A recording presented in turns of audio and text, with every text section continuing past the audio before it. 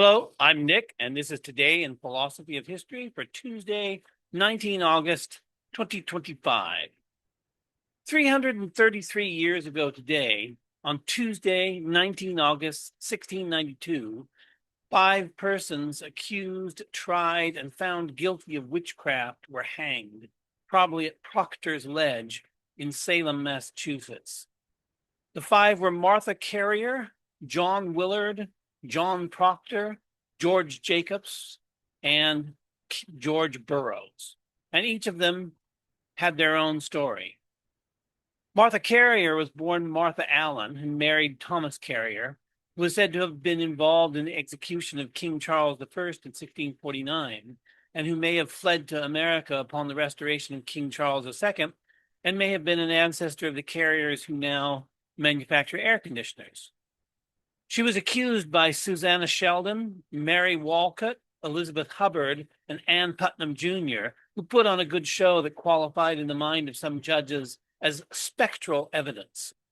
The girls accused her of leading an army of 300 witches and of having been promised the title of Queen of Hell. John Willard was disliked by the family of his wife, the Wilkins, and he worked as a time for the Putnam family as a day laborer.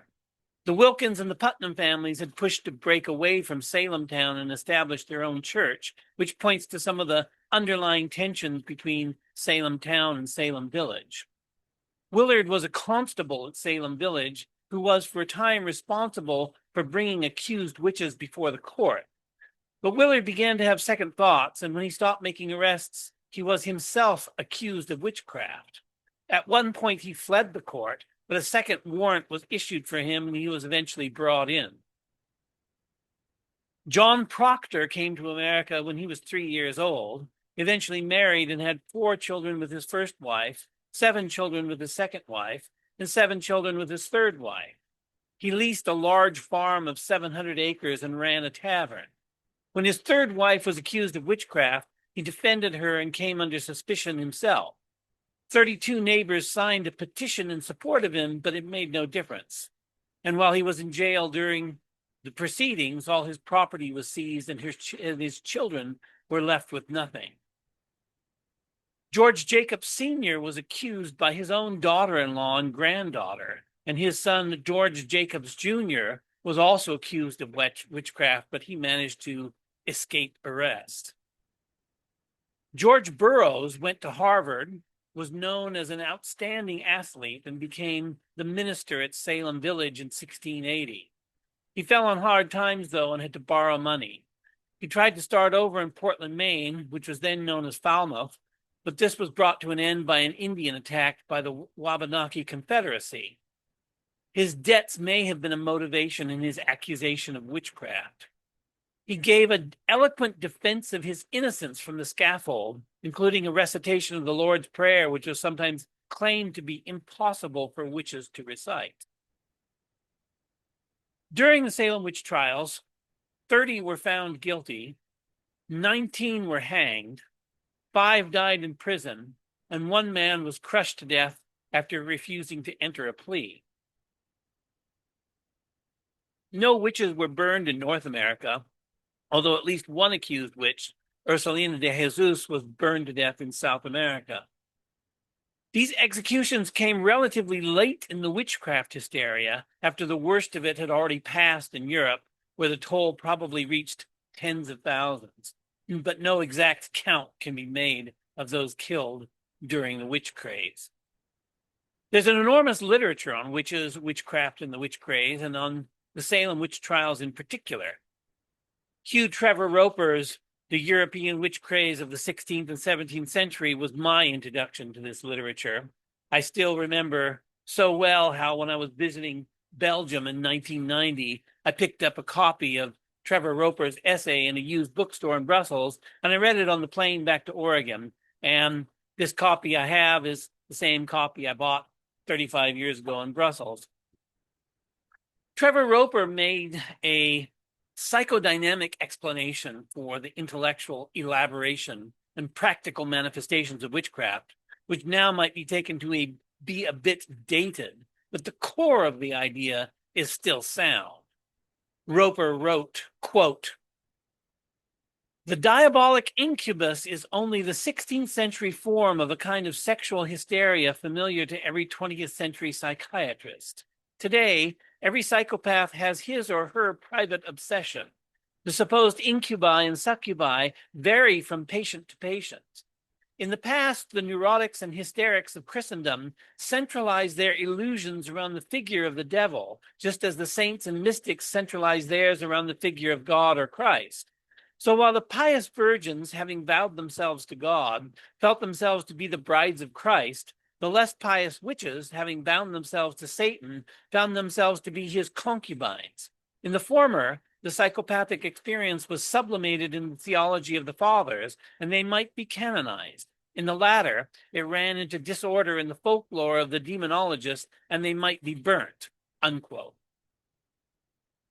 Trevor Roper isn't usually associated with psychohistory, but this essay is in that vein, although there was a lot of bleed over from psychodynamic psychology into the wider culture in the middle of the 20th century, so that even those with no particular commitment to psychohistory would dip into Freud's theory for historical explanations.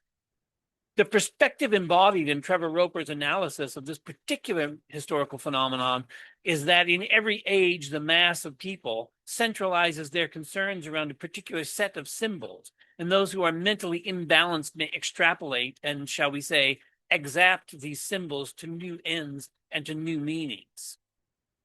For an entire civilization centralized around the symbols of Christianity, some hysterics became saints if their visions were of angels, and some hysterics became witches if their visions were of demons.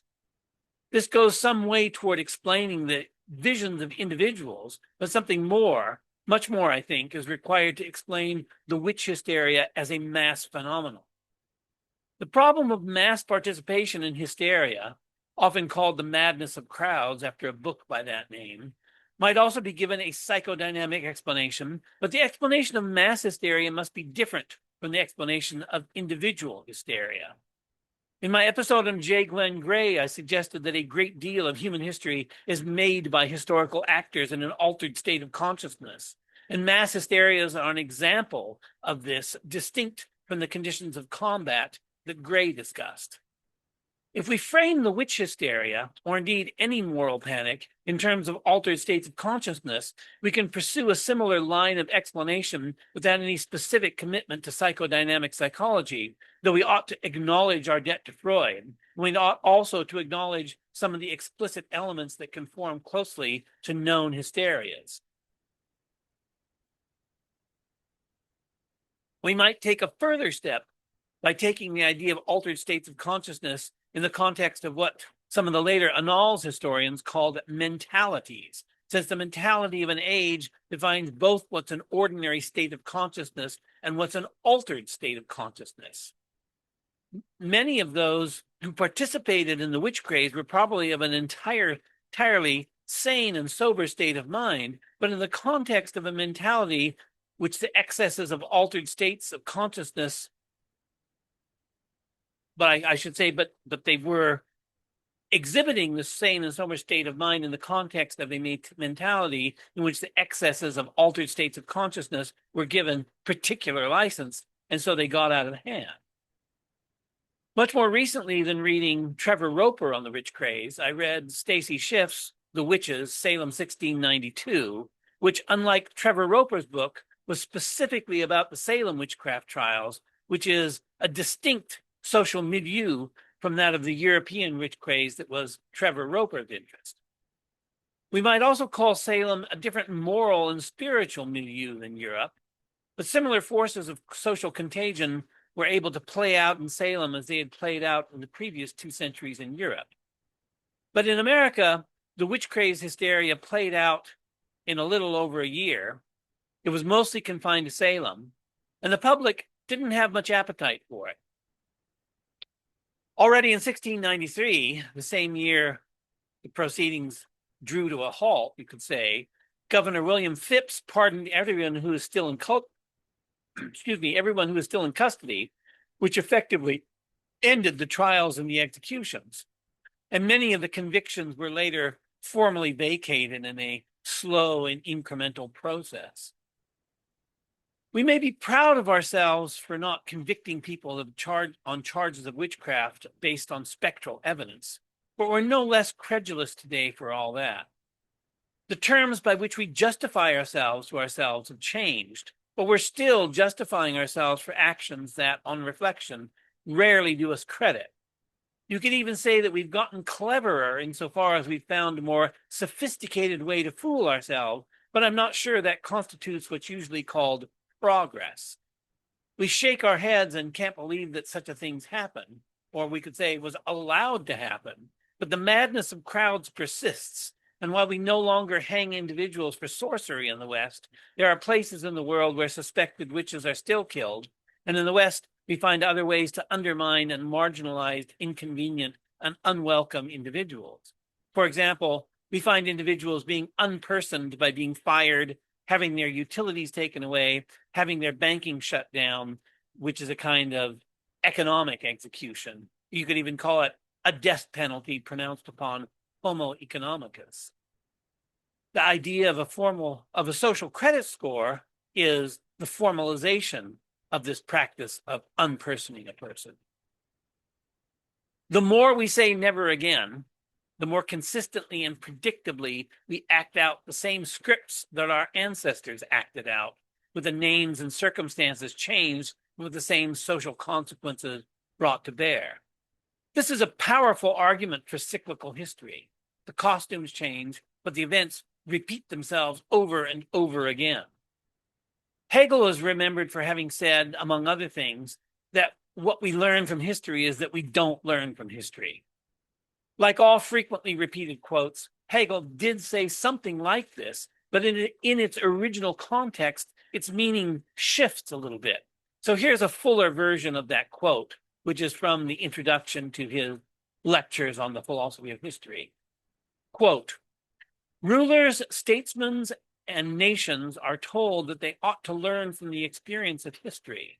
Yet what experience and history teach us is this, that nations and governments have never learned anything from history, nor acted in accordance with the lessons to be derived from it. Each era has such particular circumstances, such individual situations, that decisions can only be made from within the era itself. In the press of world events, there is no help to be had from general principles, nor from the memory of similar conditions in former times. For a pale memory has no force against the vitality and freedom of the present.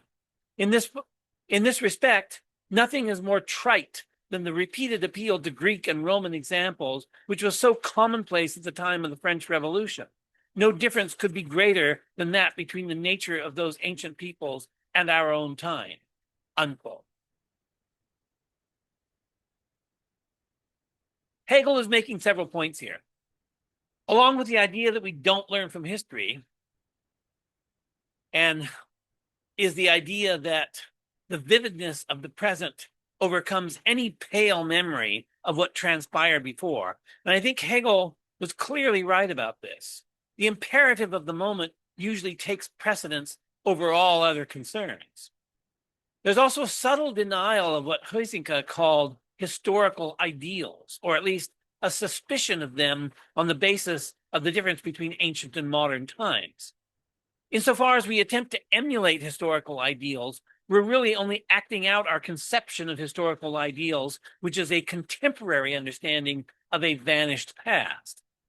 But at the same time, if we're repeating a familiar script and turning ourselves into actors in an iterated episode of cyclical history by acting on the imperative of the moment, even if we do so in the light of historical ideals, we are acting on a perennial imperative. And the historical ideal is relevant only because it represents the same imperative as it was confronted in the past. Recall from the previous quote that Hegel wrote, quote, "No difference could be greater than that between the nature of those ancient peoples and our own time," unquote. This in turn, that is to say, this questioning of the efficacy of historical ideals based on the differences between the chasm that separates the present from the past, is an implicit denial of what Henri Pirenne regarded as a necessary presupposition of all history, namely the uniformity of human nature over time. Salem had said, quote, all historical construction, which amounts to saying all historical narrative, rests upon a postulate, that of the eternal identity of human nature. One cannot comprehend man's actions at all unless one assumes in the beginning that their physical and moral beings have been all periods what they are today. Past societies remain unintelligible to us if the natural needs which they experienced and the cyclical forces which stimulated them were qualitatively different from ours. How are the innumerable differences that humanity presents in time and space to be explained if one does not consider them as changing nuances of a reality which is, in its essence, always and everywhere the same, unquote. Piolen's postulate of the uniformity of human nature could be compared to the mentality of an epoch, so that instead of there being one and only one human nature, there is a human nature of each given epoch, and this is expressed in its mentality. Again, this gives us a basis for understanding what constitutes the ordinary business at any one time in history and what constitutes an altered state of consciousness or an instance of madness. When Martha Carrier was accused of leading an army of witches, her young accusers were obviously exhibiting eccentric behavior. Carrier said that these eccentric behaviors were insane. The judges thought that these eccentric behaviors were caused by the intervention of spiritual entities. Both Carrier and her judges exemplified the mentality of their time, and both could recognize what diverged from the ordinary business of life. Both Carrier and her judges acknowledged that the performance put on by Carrier's accusers were something like an altered state of consciousness, though they disagreed on the cause. And all of this should sound familiar to us. It wouldn't be difficult to furnish contemporary examples of all of this relative to the mentality of our time. How many times will events like this have to play out before we're able to recognize what we're doing and, as it were, catch ourselves in the act? Even if we don't take this as evidence for cyclical history, we certainly should take it as evidence that we're not yet consciously and purposefully in control of human history. For the time being, that remains a distant aspiration. Thanks for listening.